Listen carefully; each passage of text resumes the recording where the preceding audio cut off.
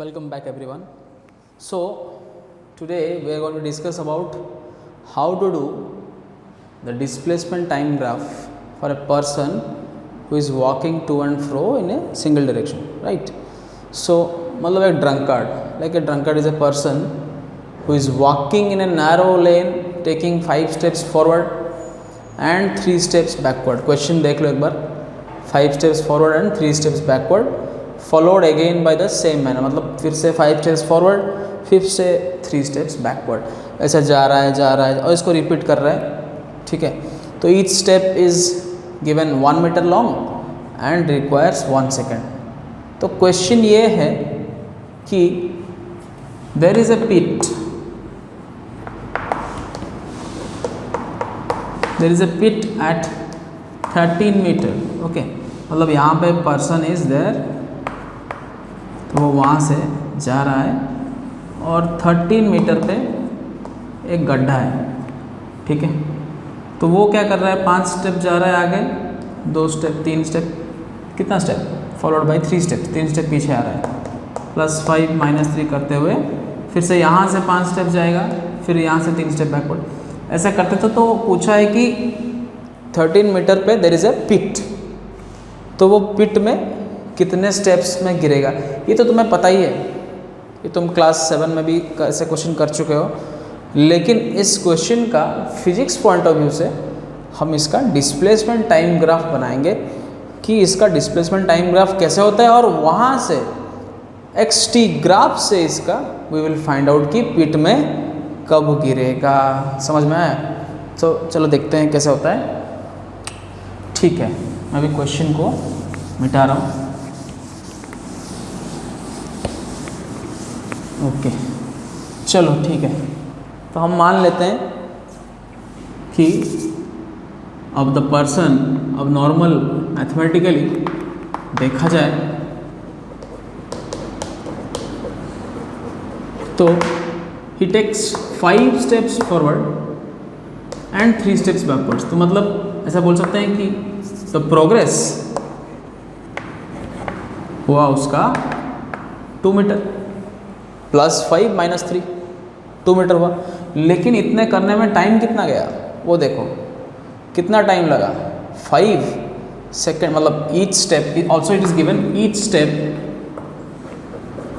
जो है वो 1 मीटर का है और 1 सेकेंड टाइम रिक्वायर्ड है उसके लिए, ठीक है, क्लैरिफाइड. सो अब 5 स्टेप्स लेने के लिए 5 सेकेंड चाहिए और 3 स्टेप्स बैकवर्ड लेने के लिए भी 3 सेकेंड चाहिए. मतलब 2 मीटर का प्रोग्रेस है और टाइम में प्रोग्रेस है 8 second. Okay, this is the progress in displacement, this is the progress in time. तो ऐसे करके उसने एक जंप में 5 steps forward and 3 steps backward में he moved 2 meters ahead and took 8 seconds. वैसे ही फिर से सेम प्रोसेस करेंगे. तो +5 -3, तो अब पहले था 8 सेकेंड्स, राइट. अब इसके लिए फिर से 8 सेकेंड्स चाहिए, तो 8 सेकेंड्स हो गया. अब डिस्टेंस कितना आगे गया, 2 मीटर गया था, यहाँ से भी फिर से 2 मीटर, राइट. तो ये स्टेप एक और बार करेंगे, अब हो गया और 2 मीटर और 8 सेकेंड्स. ये स्टेप एक और बार करेंगे, हो गया more 2 seconds, sorry, more 2 meters and 8 seconds. So if you look carefully, you see he has moved 2 + 2 + 2 + 2 8 meter, and he has taken some seconds like 8 × 4 32 seconds to do the same. So 8 meter जा चुका है. अब question में गड्ढा कहाँ पे था, पिट, the pit was at 13 meter. अब 13 मीटर पहुँचने के लिए 8 से, जहाँ पे 8 मीटर का मार्क होगा वहाँ से डायरेक्ट 5 स्टेप्स लगाएंगे तो 13 मीटर वाले गड्ढे में वो गिर जाएंगे. समझ में आया? तो वापस नहीं है, और वापस से 3 स्टेप्स लेना नहीं है. तो लास्ट में क्या, सिर्फ 5 स्टेप्स, मतलब 5 + 5 जाने के लिए कितना टाइम लगेगा, ये 5 मीटर का एडवांस हुआ और 5 सेकंड लगा. तो अगर तुम ध्यान से देखो तो 2 + 2 + 2 + 2 + 5 बिकम्स, इन सब का रिजल्टेंट इट बिकम्स 13 मीटर पहुंच गए, ठीक है, लास्ट को क्या हुआ समझा ना, वो ध्यान रखना। और टाइम कितना लिया, 8 + 8 + 8 + 8, 8 4 जा 32 + 5 37 सेकेंड्स। मतलब 13 मीटर के गड्ढे में गिरने के लिए इस तरह से ए ड्रंकर्ड पर्सन टेक्स 37 सेकेंड्स। ये तो मैथमेटिकली हमने निकाल लिया। अब जाएंगे इसी के एनालिसिस पे, इसको ध्यान से समझो, इसी के एनालिसिस पे देखेंगे हम, लेकिन from the point of view of physics with the help of A displacement time graph. ठीक है, अब ध्यान से देखो, करते हैं। वाई एक्सिस पे ले लेते हैं डिस्प्लेसमेंट और एक्स एक्सिस पे ले लेते हैं टाइम। ठीक है, पता नहीं थोड़ा लंबा लगेगा, थोड़ा लंबा कर देते हैं, क्या पता।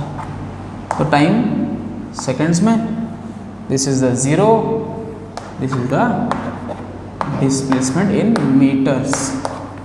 फाइन। अब देखो, अब स्टार्टिंग हुआ 0 से, यहाँ पे मान लो लेते हैं 1 2 3 4 5 6 7 8 9 10 11 12 और 13। ठीक है,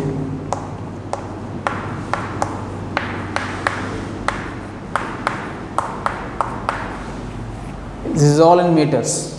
और यहाँ पे टाइम ले लेते हैं कैसे, 5 second, 10 second, 15 second, 20 second, 25 second, 30 seconds, 35 और ये 40। ठीक है, एवरीथिंग इज फाइन। सो अभी ध्यान से देखो, जो ड्रंकर्ड पर्सन है, he is moving on this track. तो starting from 0 displacement, what he does, he moves 5 meter ahead, assuming his motion is uniform motion. क्यों? Because you know he is covering 1 meter के लिए 1 second ले रहा है हर बार.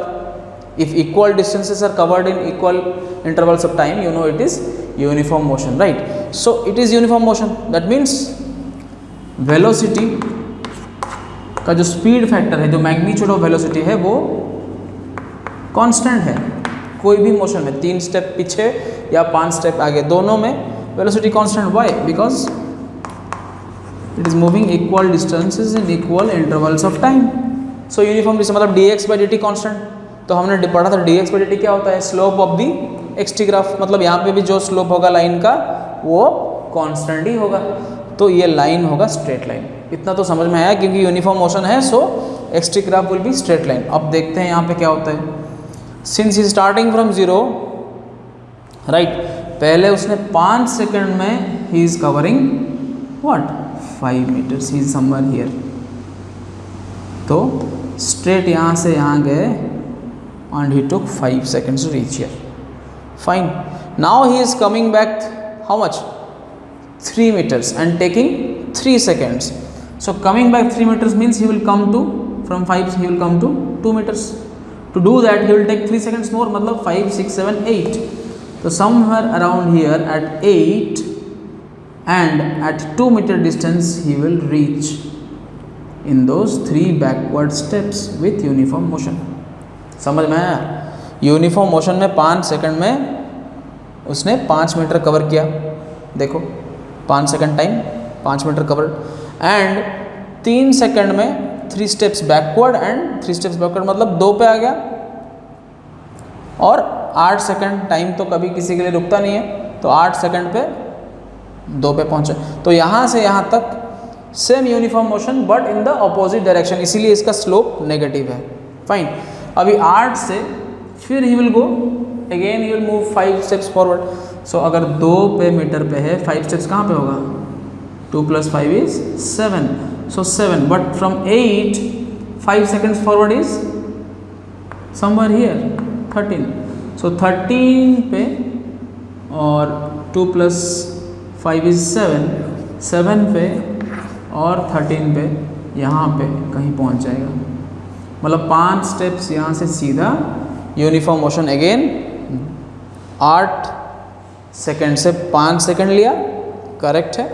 और 2 metre से 5 metre आगे, मतलब 7 मीटर पे पहुंच गया। सही है। अगेन यहाँ से 3 स्टेप बैकवर्ड, 13 से 3 मतलब 16, 13, 14, 15, 16, 3 seconds. For 3 meter he take 3 seconds. So he comes to 16-second time point, and at this point he was at 7.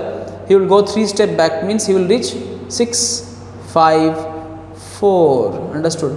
So at 4 and at 16 we need to draw a point. So somewhere here. 3 second फिर से वापस, समझ में आया? देखो pattern repeat हो रहा है कि नहीं? फिर 16 सेकंड से 5 सेकंड्स आगे, मतलब 21 पे, and he was at 4. 4 + 5 is 9. So from 9 and you can say from 9 and 21, यहाँ से ऐसे करेंगे, सीधा जाएंगे और 9 से सीधा जाएंगे तो एक पॉइंट मिलेगा यहाँ पे. तो we will go uniform motion again from this point. ठीक है. सो अगेन 21 से ही कम टू 16 से 5 seconds forward, means 21 seconds time, and at this point of time he will go 5 meters ahead, means from 4 he move to 9. Okay. Again 3 steps backward, means time तो नहीं रुकेगा, time हो जाएगा 24, और 24 पे 9 से 3 आया तो 8, 7, 6. तो you can draw like this. 6 पे 24 पे यहाँ. तो अगेन वही pattern is repeating. Again from 24, 5 seconds becomes 29, and he is at 6 now. So 6 + 5 is 11. So 11 पे कहीं और 24 से कितना आता है? 29 पे कहीं, यहाँ पे कहीं. Again there is the point, right. So यहाँ से फिर से 5 steps गया तो टाइम गया 5 सेकंड आगे, और डिस्टेंस भी गया 5 सेकंड आगे. 9 से 6 से गया 11, राइट. लेकिन उसके बाद क्या होगा? He will come 3 steps backward. तो 11 से 3 steps बैकवर्ड मीन्स 11, 10, 9, 8. अब आ गए हम एंडिंग पॉइंट पे, 8 पे आ गए, और 3 seconds मीन्स 29 से 30, 31, 32. सो 32 seconds पे somewhere here he has came backwards. So देखो पैटर्न रिपीट हो रहा है. Now he is at the moment, ये कितना था? 24 था, 29 था, और ये था 32. सो 32 seconds पे ही इज एट 8 meter. ठीक है. अब ये सारे पॉइंट्स का नाम लिख लेते हैं. ये पॉइंट देखो कितना, ये 5 पॉइंट है. This point is 8,2, and this point is 13, how much? 13 पे कितना पे आता है? 7. Okay. This point is 16, 4. This point is 21 पे 9. दिस पॉइंट इज 24 पे 3 स्टेप बैकवर्ड, मतलब 6. दिस पॉइंट इज 29 पे कितना? 11, एंड दिस पॉइंट इज 32 पे 8. अब this is the time, this is the time. We have taken the time in the x-axis, we have taken the distance, the position in the y-axis. So the Cartesian plane के हिसाब से 32 seconds पे 8 metre पे है. समझ में आया? अब यहाँ से there is a pit at 13 metre.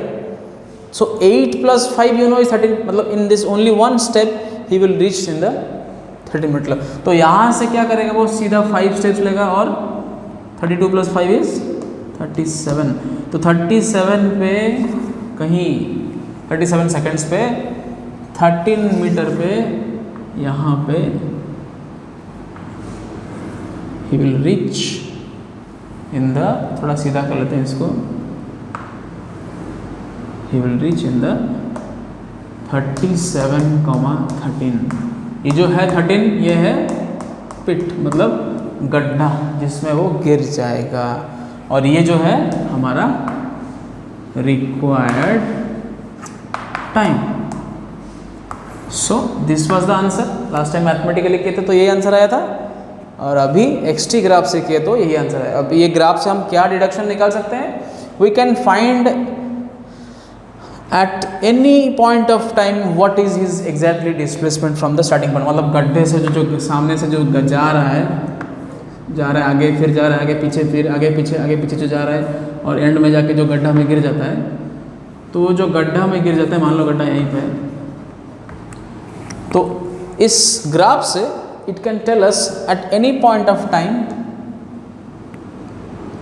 suppose you pick a point 15, so at 15 seconds where he was exactly, you can say this point is x comma, suppose this is time comma x. So at this any point of the graph we can say what is his exact position at the exact point of time. So and also we can get the answer here. He takes 37 seconds to reach the 13-meter distant pit and falls in the pit. So I hope you understood how mathematically and how from the point of physics a question based on displacement of a person who is moving to and fro can be related, and I hope you use it. It was to your help. Thank you.